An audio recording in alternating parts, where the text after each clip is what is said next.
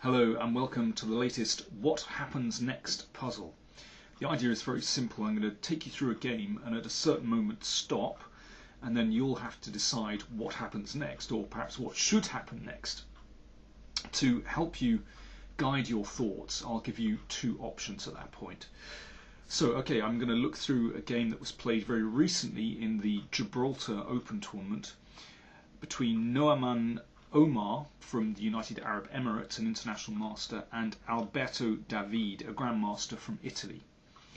Omar opened with d4, and it looked as though the game was about to transpose into a Pietz opening with knight c3 and g6, but instead in this position Omar played f3, and now it looks like it could very well go into a King's Indian. But instead David played d5, which leads the game into very different channels. You can see we've got this locked pawn structure in the middle of the board. And here White played very aggressively with c4. Now what he wants to do is induce the move e6, which would block in that bishop on c8. But David isn't going along with that and takes on c4 and plays e6.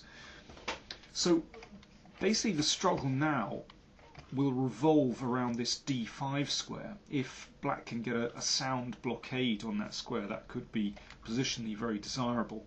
But white, to balance that, has a very nice space advantage which might allow him to start an attack. I think the best move for white here is to play f4, so you can put your knight on f3. But instead white played knight e2, which doesn't feel like the right square to me, and in this position played f4 anyway. Okay, so knight e7. Black is starting to take control over, well, not just the d5 square, but also the f5 square too.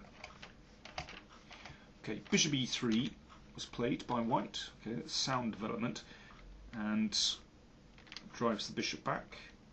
And now obviously that bishop is a slight problem piece, but if it can come to this diagonal, then that looks very sound indeed. So white is developing.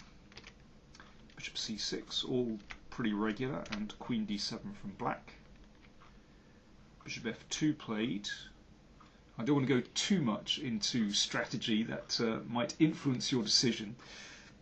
h5 from black. Now that's to do with controlling the f5 square, preventing any g4 move which could push away a knight coming to f5. And white now played pawn to b4, and it's here that I'm going to stop and give you two options, and you've got to decide which is the best move. So one option for black is to play the knight to f5. Okay, take a little look at that. Knight f5 is possible. And your other option is to play the pawn to h4. Now when the clip ends, you'll see two buttons appear on the screen, and if you click on one of those buttons, that'll lead you through to my explanation, my analysis of that move. So it's your choice. So the very best of luck. See you soon in, well, the next clips.